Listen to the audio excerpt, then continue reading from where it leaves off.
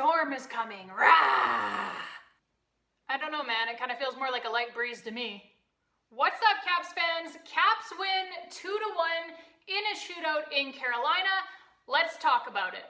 And there are a number of things to talk about here, and a good place to start is probably with the fact that the Washington Capitals have kind of owned the Metropolitan Division. The Caps are 7-2-1 in 10 games against their Metropolitan Division competition this season, which is the best record in the division and obviously should bode very well for their playoff chances and for their chances of earning a top 3 spot in the division. And the Caps record in Carolina specifically, which has been somewhat of a house of horrors for many other NHL teams, but to the Caps, it is more like a fun house. You know, think like a bouncy castle at your birthday party when you're 5 years old. You're just having the time of your life every single time that you go in there, right? That is the Washington Capitals in Raleigh. Unbelievable record for the Caps in Carolina. They are now 27-3 in their last 30 games in Carolina. And that is the most road wins that any team has had in Carolina against the Hurricanes over that span. So you could kind of say that we own that shithole a little bit, right? It has been like a second home for the boys from Washington. The Caps are also undefeated, 5-0 now in the second half of back-to-backs this season. Their first season under new head coach Spencer Carberry, and that success in back-to-backs is in very stark contrast to last season under Peter Laviolette, where the second half of a back-to-back under Peter Laviolette was basically a scheduled loss.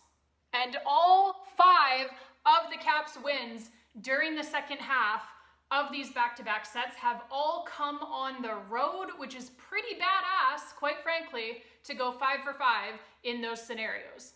The NHL schedule maker certainly was not doing the Caps any favors. No need to send that guy a Christmas gift. But the Caps, they have handled it like a bunch of bosses.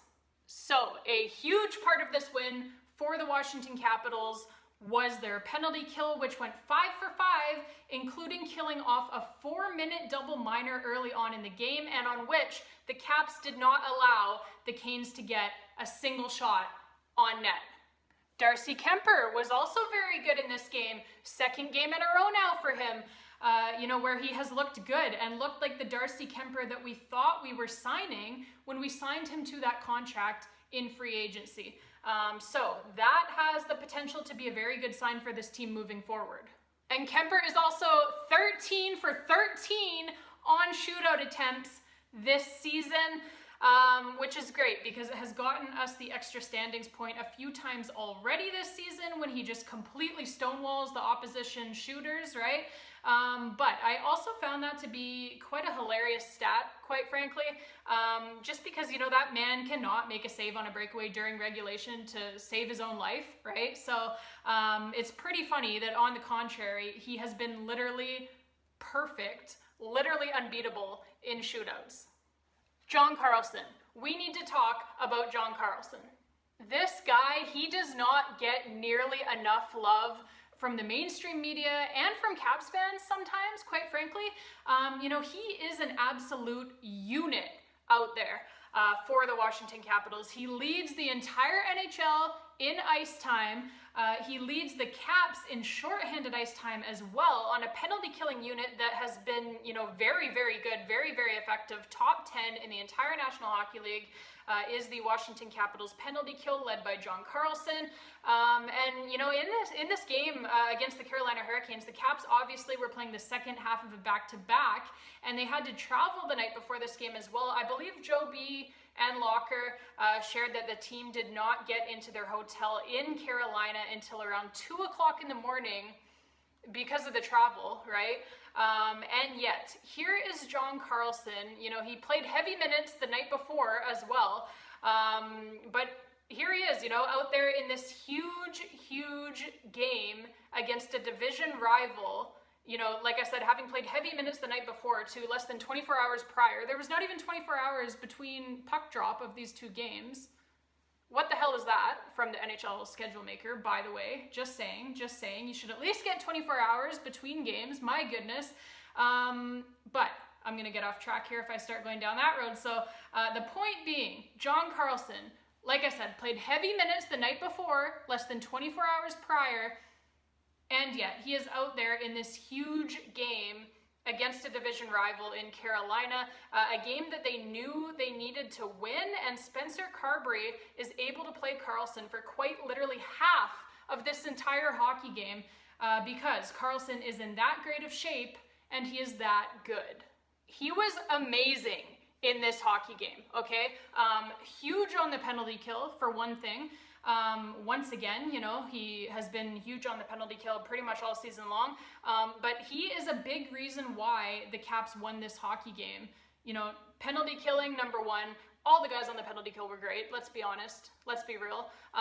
But John Carlson leading the way, he was amazing, and like I said, he was a big reason why the Caps won this game. So I just thought that I would show him a little bit of love here, rather, because you feel like sometimes he doesn't get enough of it. Okay, the Caps goal that they scored in regulation, right? Let me tell you something. Even when he is not scoring, okay, the Alex Ovechkin effect is alive and well. Look at how the Caps got this goal. Have a look at it for me. How did this goal come about? It came about because the Carolina Hurricanes, known for their great defense, okay, the Carolina Hurricanes, they parted like the Red Sea for Martin Fehervary on this goal because they were too concerned with not letting Alex Ovechkin shoot the puck here. Both defenders go over to Alex Ovechkin. Both defenders go over there, leaving Martin Fehervary wide open to just like walk right down Main Street. Oh my God, he could not have been more wide open here. And so, you know, they send two defenders still over to Alex Ovechkin, who is 38 years old, because apparently, you know, that is still a two-person job, even when he's in a scoring slump, right? And that allows, like I said, Marty Fehervary to walk right down Main Street, and so he obviously scores. Marty Fehervary's got a good shot. You can't let him walk right down there. But I mean, to be fair, right, scoring slump or not, you kind of can't blame the Hurricanes defenders for their decision-making there, right? Like, how can you blame them for making that decision to cover Alex Ovechkin like that? He is still Alex Ovechkin, and the Hurricanes know him very, very, very well. He has torched them for more goals and more points than any other player has in their entire franchise's history. So you can't really blame them for covering him like that. You can understand them being a little bit gun-shy there, right? Those scars, they come from real wounds. But still, a hilarious scene nonetheless, as they let Marty Fehervary just walk right down Main Street, as I said.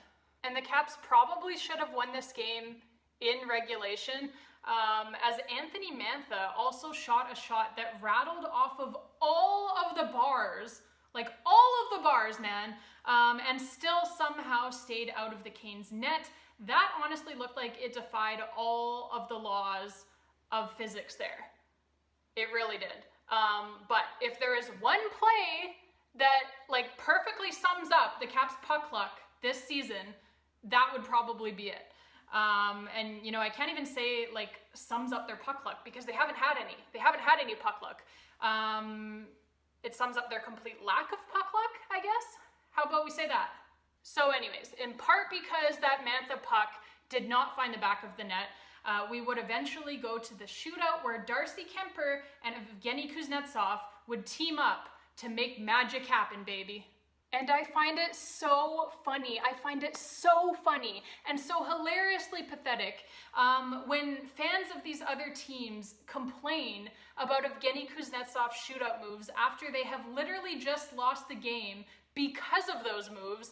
Like, save some salt for the sidewalks, folks. It's getting pretty icy out there. Seriously though, fans of these opposition teams, they complain and they complain and they complain about it because he scores nearly every single time, And so, you know, you lost the game and that sucks for you. It sucks to suck. But here's an idea, right? Like, if you don't like it and you don't want to lose the game because of it, why don't you tell your goalie to make a save? Oh, right. Sorry, I forgot. You guys don't do saves in Carolina, do you? League worst save percentage, right? Sucks to suck! Anyways, the complaining, like I said, is very funny and also very misguided because, one, you know, there is actually nothing legally wrong with Kuznetsov's shootout moves at all. Like, there's nothing legally wrong with it at all. They are totally by the book and within the rules, and if the NHL wanted to change those rules, they would, okay? So quit your whining. And number two as well, every shootout shooter who goes out there has the same opportunity to pull off those moves, right? They do. And guess what? Like, given that it works nearly every single time, and given that these guys are in the business of winning hockey games, you know, they're in the business of getting the 2 standings points, if they could pull it off, I am sure that they probably would, okay? If they had, you know, if they had the skills, if they had the balls, because you need the balls to do it too, if they had those 2 things, you know, if they had like the moves that KUZY has, the confidence, the everything, you know, because it's not just the skill, right? Like, I say the balls because like I'm kind of being funny, but I'm kind of not, because like to have the balls to skate out there at center ice all by yourself, you're all alone at center ice, right, in front of 20,000 people, in Carolina as well, 20,000 people who don't like you very much. There was a lot of Caps fans in the building though, once again. Great to see that, always in Carolina. But yeah, I mean, to have the balls to skate out there at center ice in front of 20,000 people and try to pull off something like that, not everybody has those type of kahunas, okay? But like I said, if guys could do it, if they had, like I said, the skills, if they had the balls, I'm sure they would probably do it because they're in the business of trying to get the 2 points. And Kuznetsov's moves, they work. He scores nearly every single time. So, you know, I'm sure if other people, like I said, if they were confident that they could pull it off, they would probably walk out there, skate out there, and try it, right? But not everyone has the skills, and even fewer people have the balls. Truth hurts, Canes fans, okay? Keep crying though. I forgot to mention as well, for any fans who may not have heard, TJ Oshie was a late scratch for this game for the Caps due to an injury. No word yet on, you know, exactly what the injury is or on how serious it is, so we will await word on that front. But for now, babes, it is another win for your Washington Capitals, a good win at that, and another 2 standings points in the bank. And that is it for me for this one. Thank you all so much for watching. I really appreciate it. Even you Canes fans, you know, I hope I pissed you off like just the right amount. If you guys enjoyed the video, please don't forget to hit that like button down below and click on that subscribe button as well if you haven't already done so. Do me that solid, okay? And like I said, you know, if you are enjoying the videos, I'll keep making them. So love to have you guys here. And until next time, babes, and as always, let's go Caps.